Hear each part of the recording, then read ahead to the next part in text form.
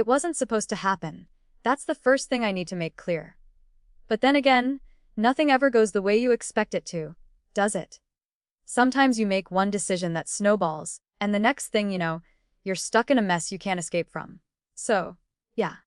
I had plans to go out with my best friend, Lily, to a club downtown. She's been begging me for months to get out of the house, to have fun, to stop being boring, as she puts it. And let's be real, I was boring. A housewife, stuck in a marriage that felt more like a routine than a relationship. My husband, Jake, and I, we were two people who'd stopped being partners a long time ago. We were just there. The thing is, Jake is a good guy. He really is. He works hard, treats me well most of the time, and is a decent person. But somewhere along the way, we stopped connecting. The small talk, the kisses goodnight, the occasional dinner together, they all felt like duties rather than moments of intimacy. The spark had been gone for a while. So when Lily asked me to go out, I agreed. I wasn't planning on anything crazy. Just a fun night with my best friend, some drinks, and maybe a little dancing. That was it. I should have known better. I should have. We got to the club, and it was packed. Lights flashing, music pounding, everyone lost in their own little world. It felt like a different universe from the one I was living in. I could breathe in the excitement, the energy. For the first time in a long time, I felt alive. I hadn't realized how badly I needed it. And then, of course, I saw him. Adam. I don't know what it was about him. I didn't know him, had never seen him before, not in person. But there was something magnetic about the way he carried himself. Maybe it was the way he smiled, like he wasn't taking life too seriously, or the way his eyes lit up when he noticed me. Or maybe I was just craving attention, craving something more than the indifference Jake had been showing me for months. I don't know. But the moment our eyes met, there was a pull.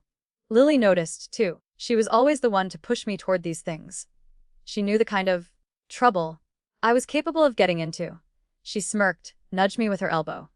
"Go talk to him," she said, laughing, as if it was the most natural thing in the world. I hesitated.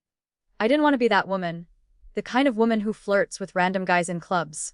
But something inside me snapped. Maybe I was sick of being good, sick of being boring. Maybe I was just trying to feel something. Anything. I walked over to him.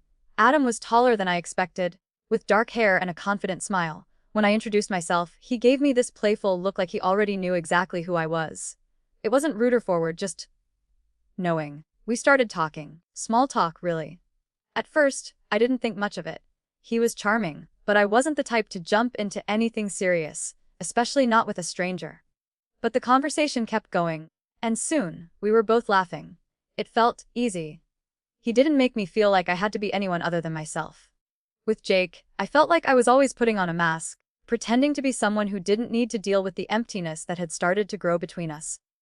But with Adam, he saw me. He really saw me. By the time we were having our second drink, I could feel the connection between us, even if I couldn't quite explain it.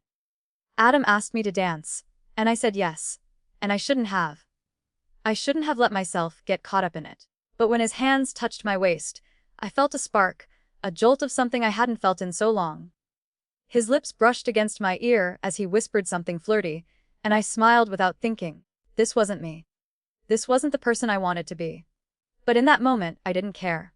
I didn't want to care. The night went on. At some point, we were sitting at the bar, talking about nothing in particular. His hand was on my leg, just casually resting there, but I didn't move it. Part of me was still trying to fight this feeling of wanting to be wanted, but another part, honestly, a bigger part, was enjoying it. I couldn't deny it. He was paying attention to me, and for the first time in ages, it felt good. Lily kept giving me these looks, like she could see where this was going. But she didn't stop me. I guess she thought it was just harmless flirting, just a fun distraction. And for a while, it was. Until it wasn't. By the end of the night, Adam and I had exchanged numbers. He'd walked me outside, kissed me on the cheek in a way that sent a shiver down my spine, and told me to text him sometime. I walked back to my car with Lily, my head spinning, my heart racing. I hadn't done anything wrong. Right? I mean, sure, there was this weird tension in my chest, like a knot that wouldn't untangle. But I didn't feel guilty. Not yet. But when I got home, and Jake was there, waiting for me on the couch, I felt that guilt creeping in. He looked up at me, and I could see the exhaustion in his eyes, the same exhaustion I'd been feeling. We didn't say anything, not at first. But when he kissed me goodnight, it was just routine. He didn't look at me like Adam had. There was no spark. I tried to push the thought of Adam out of my mind, but it wasn't that easy. Not anymore. I don't know why I kept texting Adam. I kept telling myself it was just to be friendly, nothing more, nothing serious. But deep down, I knew it was more. I was craving something that I wasn't getting at home. And the more I talked to him, the more I wanted to see him again. Jake wasn't the problem. Well, not entirely, I think. He was still that same man who loved me in his own way, who would do anything for me. But we were so disconnected, and I didn't know how to fix it anymore. Every day felt like we were two strangers sharing the same space. When we spoke, it was about bills, groceries, the kids, if we talked about them at all. There was no laughter, no intimacy. I didn't even remember the last time we had a real conversation, and when he looked at me, it wasn't the way Adam had. It was just nothing. I wasn't in love with Jake anymore. That's the truth. It sounds harsh, and I know it probably makes me look like the villain in all of this. But it's true. Somewhere along the line, the love turned into something else. It wasn't hate, but it wasn't passion, either. Adam, on the other hand, was a reminder of the version of me I had forgotten. He made me feel alive. In a way I hadn't in years. He wasn't the same as Jake. He was a little rough around the edges, but that was what I needed. I should have backed off. I should have told him that I was married, that I wasn't looking for anything more. But I didn't. The truth is, I wanted to be seen, to feel wanted again, and Adam made me feel that way. It wasn't like I was running away from Jake. I wasn't trying to replace him with someone else. It wasn't even that I was looking for a fling. But with Adam, it was like I could breathe again. I felt special in a way I hadn't felt in a long time. Maybe too long. We met up again a few days later. I told myself that this time, it would just be a conversation, just some drinks, nothing more. I even promised myself that I wouldn't let him kiss me. I told myself that I was in control. But when I saw him at the bar, standing there with that same easy smile, I knew I was lying to myself. This time, we didn't just talk. We sat close, and when he touched my arm, I didn't pull away. It was subtle at first, but it built, like a slow burn. The kind of burn you can't stop once it starts. The tension between us was so thick, it was like I couldn't think straight. At one point, I excused myself to go to the bathroom. I needed a minute to breathe, to calm down. When I came back, Adam was leaning against the bar, watching me. He grinned when he saw me, and without thinking, I walked over to him. We started talking again, but this time, his hands were all over me, his fingers in my hair, on my neck, and I didn't stop him. I don't even remember who kissed who first. 1 second, we were talking, and the next, his lips were on mine. I can't even explain how it felt. It wasn't the kind of kiss you expect from a one-night stand. It wasn't rough or desperate. It was slow, almost tender. It felt like everything I had been missing, and I couldn't stop. I didn't want to stop. We didn't do anything beyond that night. But I knew. I knew something had changed. I didn't just cross a line, I dove headfirst over it, and there was no going back. The worst part was the guilt that came after. When I went home that night, I couldn't even look Jake in the eyes. I wanted to confess everything to him, tell him what I had done, but I couldn't. I was ashamed. I knew I had betrayed him, but I didn't know how to fix it. That night, when I crawled into bed next to him, I felt like I was in two different worlds. On one hand, there was Jakey, my husband, the father of my children, the man I had promised to love. And on the other hand, there was Adam, the one who made me feel alive, who made me feel seen. I couldn't have both. I knew that. But I didn't know how to let go of either one. I didn't want to lose Jake. But I didn't want to lose Adam, either. And that's when I realized I was standing at the edge of something I couldn't control anymore. I just didn't know what to do. The worst part. The absolute worst part is when the truth comes out. And I knew it would. I always knew it would. You can't keep something like that from someone who lives with you day in and day out. It doesn't matter how well you hide it. Eventually, the lies unravel. And when they do, there's nothing left but the wreckage. It was Jake who found out. I should have told him first. I should have been honest before it all spiraled so far out of control. But by the time I realized that, it was too late. I don't remember exactly how it happened. But one night, I was sitting in the kitchen, scrolling through my phone, when Jake walked in. He had this look on his face, like he was trying to figure something out. His eyes were narrowed, like he could sense something was off. "Who's Adam?" he asked, his voice flat. I froze. I could feel the blood drain from my face. I didn't even have to look at my phone to know how he'd found out. Uh, Jake, it's not what you think. I stammered, but even I knew how weak that sounded. I could feel the walls closing in around me. Not what I think? He repeated, his voice colder now. So, you've been texting some guy behind my back? And it's not what I think. I tried to speak, but nothing came out. He had every right to be angry, to be hurt, but in that moment, I just couldn't find the words. The guilt was suffocating, but I wasn't ready to face it. Not yet. How long? He demanded. I didn't know how to answer that. A few weeks, a few months. How long had I been lying to him without even realizing it? How long had I let him believe that everything was fine when I knew deep down it wasn't? Jake, I didn't mean for this to happen, I said, finally finding my voice. I hated how weak I sounded. It's been so hard between us, and then Adam, I didn't. You didn't what? His voice was shaking now, but not from tears, from anger. You didn't mean for it to happen, but it did. You went out, and instead of being with me, you found someone else. Someone who made you feel something. You stopped looking at me like I was the guy you wanted to be with, and I guess you found that elsewhere. That stung. Not because I didn't know it was true, but because hearing it come from him made it real. It was like he was putting words to something I had been avoiding. Something I had known, deep down, for so long. I didn't know what to say. There was nothing I could say to make it better. I had hurt him, and no amount of apologies would undo that. I'm sorry, I whispered. But the truth was, I wasn't just sorry for what I'd done to him. I was sorry for myself too. Sorry that I'd let things go so far, that I'd let this mess become my reality. But Jake wasn't finished. Do you love him? I flinched.